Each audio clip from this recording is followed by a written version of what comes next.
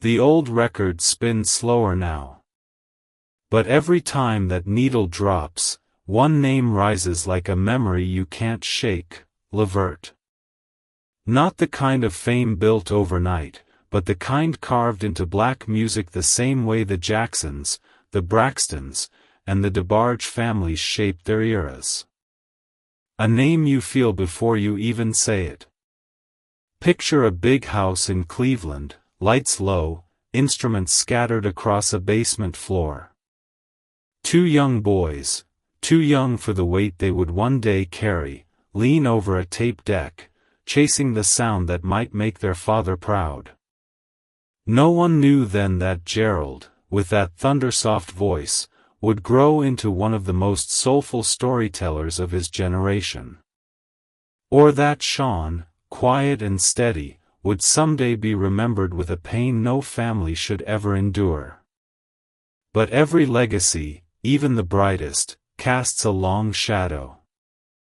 And behind the hits, the tours, the laughter, something deeper was happening, something that would test this family in ways music could never heal. So here's the question. What happens when the stage lights fade, but the pressure never does? The story begins long before the bright lights, long before the sold-out tours and the platinum plaques.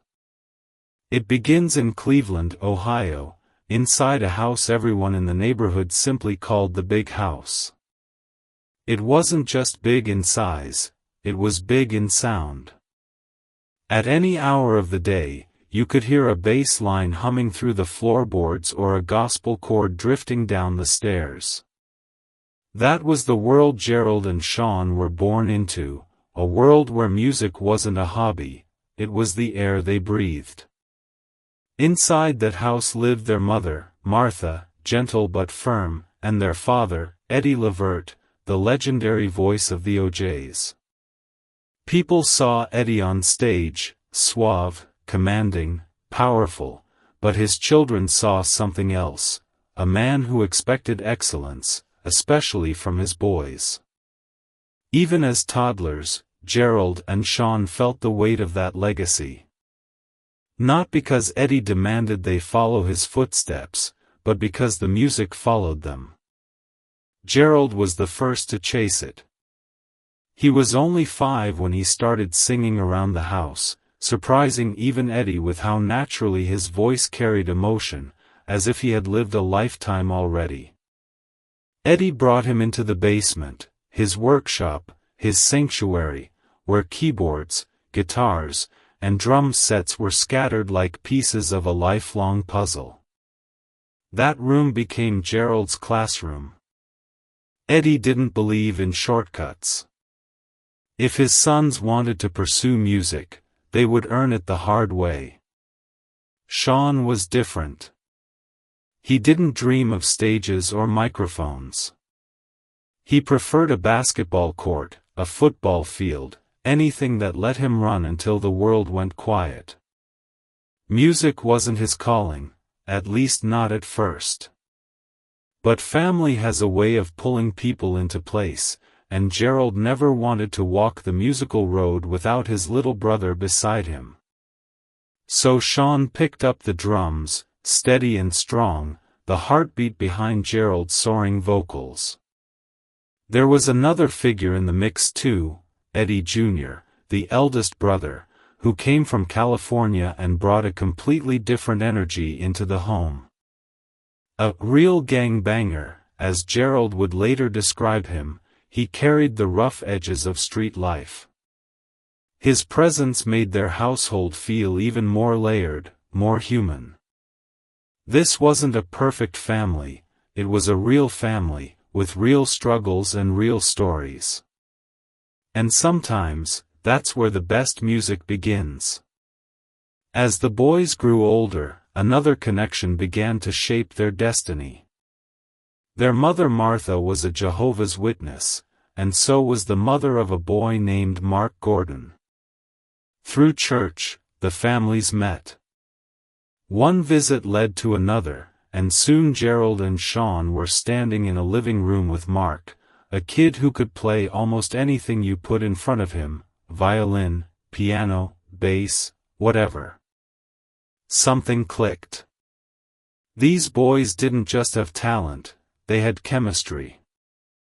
Back then, the group was bigger, 8 kids, all wide-eyed and ambitious, dreaming in the shadows of the OJs. They wrote their own songs, rehearsed in basements, and performed anywhere that would let them on stage, community talent shows, smoky bars they were too young to be in, local events where people clapped more out of pride than expectation. But they kept going. Every rehearsal felt like a promise to themselves. One day, this would mean something. And still, there was the final test, the one voice they needed to impress above all others, Eddie. They brought him demo after demo, songs they believed in, songs they stayed up all night recording on an old tape deck. Eddie listened with the ears of a man who had heard everything. And just when they thought he would say yes, he would send them back with the same 4 words. Do it again. Better. It frustrated them. It fueled them. And it shaped them. Because Eddie refused to let his sons ride into the industry on his coattails. Talent wouldn't be enough. Hard work would decide everything. Eventually, after countless rewrites, countless nights in the basement, they brought Eddie a set of songs that made him stop, lean back, and nod. That nod changed their lives. Eddie carried the demo into boardrooms, studios, and meetings with industry friends. But surprisingly, the doors didn't open. Executives kept saying the same thing. They sound too much like the OJs. It wasn't a criticism, it was a curse. Too soulful for their age. Too polished. Too familiar. So Eddie did the only thing a determined father could do, he built the door himself. With his friend Harry Coombs, he created a small independent label. No big machine. No major budget. Just belief. And under that label, the boys, now officially a group named LeVert, released their debut album I Get Hot in 1985. The single, I'm Still, reached number 70 on the R&B charts. Modest, yes, but meaningful. Then came the moment that shifted everything. Eddie, through his friendship with Don Cornelius, got the boys a performance slot on Soul Train. Soul Train, where legends were born. Soul Train, where only major artists performed. Soul Train, where 3 kids from Cleveland walked onto the stage and proved they belonged. That performance didn't just introduce LeVert to America. It introduced them to their future. By the mid-1980s, something had shifted. The small stage boys from Cleveland were stepping into a larger room, the national R&B scene, and they weren't sneaking in. They were being welcomed. Their time on Soul Train gave people a first glimpse of what Eddie had seen in his sons for years, a group that carried the warmth of old-school soul but had the energy and youthfulness to connect with a new generation. Their break came in Washington, D.C. It was supposed to be just another performance, another chance to prove themselves. But that night, an executive from Atlantic Records, Atron Gregory, was in the crowd. He heard the harmonies, the tight stage presence, the unmistakable grit in Gerald's voice, and he didn't hesitate. We want to sign you. The boys were no longer a local success story.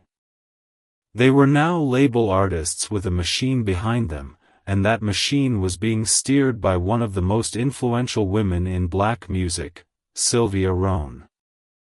She saw something big in LeVert, not just talent, but longevity. And she moved fast. She pushed for better production, better positioning, and, most importantly, a clearer identity. With her backing, LeVert was no longer Eddie's sons getting a chance. They were a real group, ready for real charts. In 1986, they released Bloodline. The title alone felt like a declaration. The album hit number 8 on the R&B charts, and the single, Pop, Pop, Pop, Goes My Mind, shot straight to number 1. It was their first taste of stardom: tour buses, large auditoriums, the smell of hairspray in backstage greenrooms, and lineups featuring Alexander O'Neal, Cherrelle, Cameo, New Edition, Freddie Jackson, Melba Moore, and Melissa Morgan. They weren't opening for stars, they were joining them. But that was just the warm-up. Everything changed in 1987 with the release of The Big Throwdown. That album carried the song that would follow them for the rest of their lives. Casanova. It wasn't just a hit, it was a cultural moment. A number 1 R&B single. A top 5 Hot 100 hit. A UK top 10 chart topper. A Soul Train Award winner. A Grammy-nominated performance. The beat bounced. Gerald's voice soared. Sean and Mark's harmonies wrapped around the hook with a warmth that felt both young and classic. It was a song that cut across ages and communities, something you'd hear at teen dances and at grown folks' cookouts. Even today, Casanova is one of those tracks that makes an old-school dance floor come alive. And suddenly, LeVert wasn't just surviving the industry. They were defining it. Hollywood came calling too.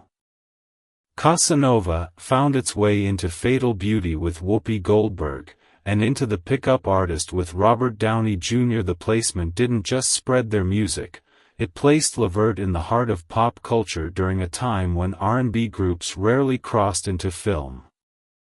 With success came ambition.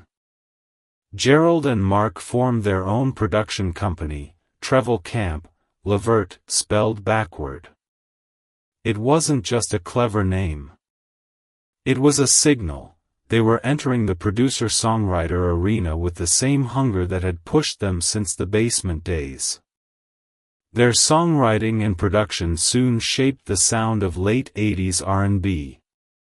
Troop, Mamacita, a number 1 hit. Mickey Howard, multiple collaborations, including Gerald's feature on That's What Love Is, fueling a quiet romantic connection between them. Rule Boys, Written All Over Your Face, number 1 R&B, top 20 Hot 100. Men at Large, So Alone, number 5 R&B. Chucky Booker, Games, another number 1. Barry White, Practice What You Preach, number 1, iconic. Subway Foot 702, This Little Game We Play, a 90s classic. These weren't small songs, they were songs that shaped R&B radio for nearly a decade. Many fans sang along without ever realizing Gerald had written the melodies they loved so much. Then came Just Coolin' in 1988. Hip-hop was rising fast. Younger audiences wanted harder beats, looser rhythms, something that sounded like the streets. Instead of resisting the shift, LeVert embraced it. Mark built a beat that felt youthful and raw, and Gerald made a call that would echo through history. Let's get Heavy D on this.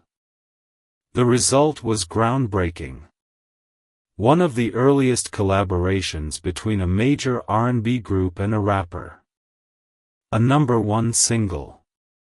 A statement that R&B and hip-hop were no longer separate worlds, they were branches of the same family tree. Heavy D's charisma, Gerald's voice, and the group's harmonies blended into something that felt brand new. For the first time, LeVert wasn't just responding to the culture, they were building it. And just when their moment was peaking, another iconic placement arrived. Addicted to You, featuring Eddie LeVert, landed on the Coming to America soundtrack. Audiences heard it in the scene just before Samuel L. Jackson storms into McDowell's with a shotgun, a moment burned into movie history. By the time they toured with Bobby Brown on the Don't Be Cruel tour, LeVert had transformed from hometown hopefuls into an R&B powerhouse. And through it all, Gerald stayed in the studio, writing, arranging, producing, determined to give the world more than just hits. He wanted to build music that lasted. And for a while, it felt like nothing could stop them. Success can lift a man high, but sometimes the weight of it pulls even harder on the way down. And for LeVert, the cracks began forming long before anyone outside the circle could see them. By the late 1990s, the music industry was shifting. R&B groups were no longer the focus they once were.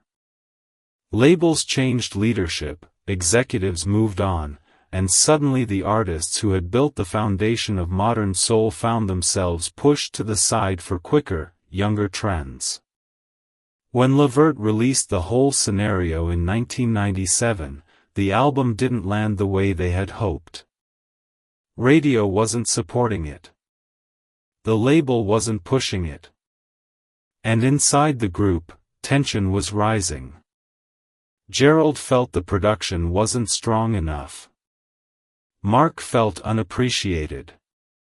And Sean, caught between two brothers in every sense of the word, could only watch the distance grow. Frustration turned into silence. Silence turned into years without a single conversation. Mark left Treble Camp, the production company he had helped build. He moved to California, trying to find new footing. Gerald kept working at a pace that few could keep up with. And Sean stayed loyal, steady, but quietly troubled by the fractures forming around him. But the pressure on Gerald didn't stop at music. It followed him home. Gerald had a reputation, not just as a performer, not just as a songwriter, but as the man everyone could depend on. Family members, friends, distant acquaintances, if they needed help, Gerald was the first phone call. Rent, medical bills, car payments, he covered them all. The generosity came from a big heart, but it also came with a cost, stress that never let up. People saw him smiling on stage. They didn't see him lying awake at night, unable to sleep, his mind racing through the weight he carried. Then came the injuries. In 2005, while working out to improve his health, Gerald tore his Achilles tendon. The pain was brutal and constant. He underwent surgery, but the recovery was slow.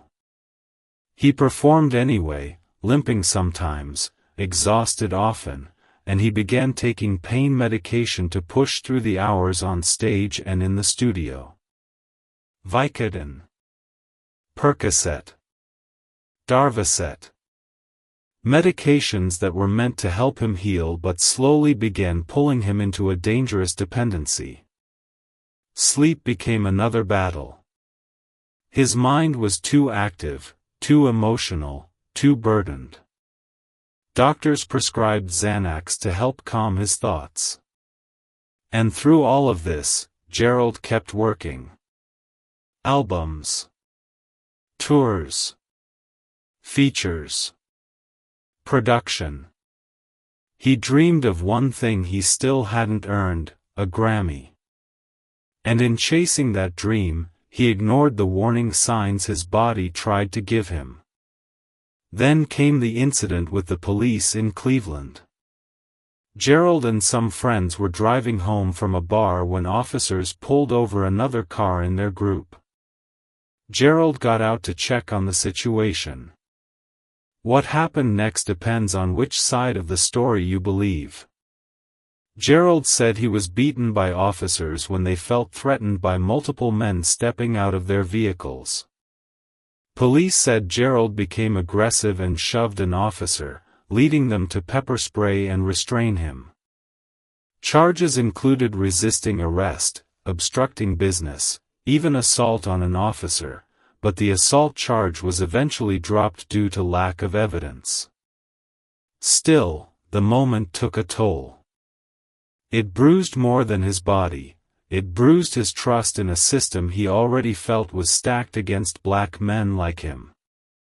By 2004, after years of silence, Gerald and Mark finally crossed paths and made peace. Old wounds softened. Forgiveness found room to grow. Soon, the idea of a LeVert reunion began to rise again. Songs were written. Studio sessions were booked. For the first time in years, it felt like the pieces were falling back into place. But then, suddenly, the plan unraveled. Mark received a call from Eddie LeVert asking him to meet at Roscoe's Chicken and Waffles. There, Eddie delivered the news: Gerald doesn't want to do the reunion album. Mark was stunned. Confused. Hurt. He called Sean, and Sean called Gerald on three-way to confront the rumor. Gerald denied it, but regardless of what truly happened, the reunion project faded away. Another door closed. And then, in 2006, everything collapsed. Gerald had just returned from South Africa, a trip where he and Eddie performed, met Nelson Mandela, and were honored like royalty. During the visit, something bit Gerald on the back. He went to a hospital there, was told he was fine, and continued performing. But when he got home, he didn't feel right. He told Eddie he was wheezing, stressed, upset about a family situation, and planned to see a doctor. The doctor took blood, said everything was fine, and sent him home. Eddie waited to call back, hoping Gerald would calm down before they talked again. He never got the chance. Days later, the family called. Gerald wasn't waking up. They rushed him to the hospital. And then the next call came. Gerald was gone. The autopsy revealed a combination of prescription painkillers, anxiety medication, over-the-counter drugs, and pneumonia. The death was ruled accidental, acute intoxication. But those words could never capture the truth. Gerald had been carrying too much for too long. The shock was immediate. The grief was heavy. And for his father Eddie, the guilt never faded. But the tragedy wasn't over. 16 months later, the world lost Sean. His story began with a child support case, $90,000 owed for 3 children, leading to a 22-month jail sentence. Sean had been taking Xanax daily for anxiety and brought an 11-day supply with him to jail. But the facility confiscated it, claiming anxiety wasn't an urgent medical condition. Days passed. Sean begged for his medication. He grew panicked. He hallucinated. He lost touch with reality. He was moved to a mental health unit but still received no medication. One night, during a severe panic episode, officers restrained him in a chair. An hour later, he stopped breathing. The coroner ruled his death natural, a result of multiple medical conditions worsened by sudden withdrawal from Xanax. But to his family, and to many medical experts, this was a preventable tragedy. Another son gone. Another funeral. Another wound that would never fully heal. For the LeVert family, glory and grief had become intertwined. And the story of these two brothers, once full of promise, now stood as a reminder of how even the brightest lights can dim under the weight of pressure, pain, and a system that wasn't built to protect them. When the news of Gerald's death spread across the country, Black America felt the loss like a tremor. Radio stations switched their playlists. Quiet storm DJs spoke in softened voices. Fans called in, crying, sharing memories of slow dances, heartbreaks, and nights when Gerald's voice carried them through their darkest moments. He wasn't just an entertainer, he was woven into the emotional history of millions. The funeral made that clear. More than 7,000 people filled the Cleveland venue, fans, neighbors, and legends who had shaped R&B for decades. Stevie Wonder arrived. Patti LaBelle arrived. Bobby Brown, Angela Winbush, the Rule Boys, artists who had built the sound Gerald helped define. And when Eddie and Sean closed the service singing "Dance with My Father," the room broke open with emotion. It wasn't just a song, it was a father singing for the last time with the only son he had left. In the broader American conversation, Gerald's death added to a growing unease about prescription medications, how easily they were given, how quietly they claimed lives, especially in Black communities where pain was too often treated with pills instead of care. His passing became part of a national pattern that would later include names like Michael Jackson and Whitney Houston. To older Black listeners, it felt like watching a generation of voices being swallowed by something invisible. Then came Sean's death, and the national lens widened even further. This time the issue was the justice system, its indifference, its delays, its inability to understand mental health. The video of Sean strapped to the restraint chair was painful to watch, not because of brutality but because of the absence of humanity. Americans debated it on radio shows, in church basements, in barbershops. How could a man enter jail with doctor-prescribed medication and never receive it? How could withdrawal be allowed to escalate into psychosis? The lawsuit that followed wasn't just about compensation, it was about accountability. And when Sean's law passed, requiring immediate medical and mental health screenings for every inmate entering an Ohio jail, it became clear, tragedy had forced the system to change. In the years since, Eddie LeVert has remained the keeper of the family's legacy, touring, singing, pushing through grief the only way he knows how. Fans often tell him, "Your son's music raised us." And in a way, that's true. Their voices became part of America's memory, part of its heartbreak, part of its healing. In the quiet moments, when the music fades and the stage lights dim, the story of the LeVert family lingers like a soft echo. It's the echo of a father who raised his sons inside a house filled with instruments and dreams. The echo of two brothers whose voices helped define an era. And the echo of lives cut short before the world was ready to let them go. Gerald was only 40. Sean was only 39. Two gifted men who carried more than most people ever knew: pressure, expectation, family responsibilities, silent pain, the weight of fame, and the weight of being Black men navigating systems that were never built with their protection in mind. Their deaths, so close together, felt like chapters torn from a book that should have had many more pages. Yet their legacy refuses to fade. You still hear Gerald's voice on late-night radio, sliding over the airwaves like velvet. You still hear Sean's harmonies whenever Casanova sparks joy at an old-school cookout. Their writing, their production, their presence in black music lives on through the artists they shaped, the stories they told, and the memories they left behind. Even the legal reforms, like Sean's law, stand as part of the family's impact, a reminder that their lives changed more than music, they changed the world around them. And then there is Eddie. A father who lost 2 sons but never lost his voice.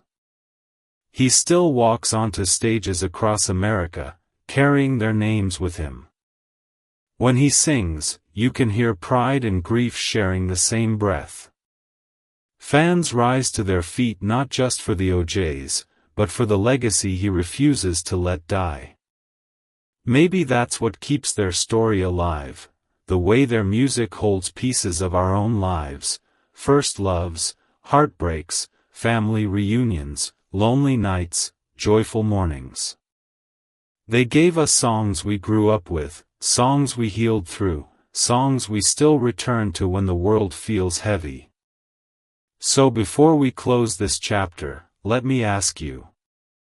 What did LeVert's music mean to you? Which song carried you through a moment you'll never forget?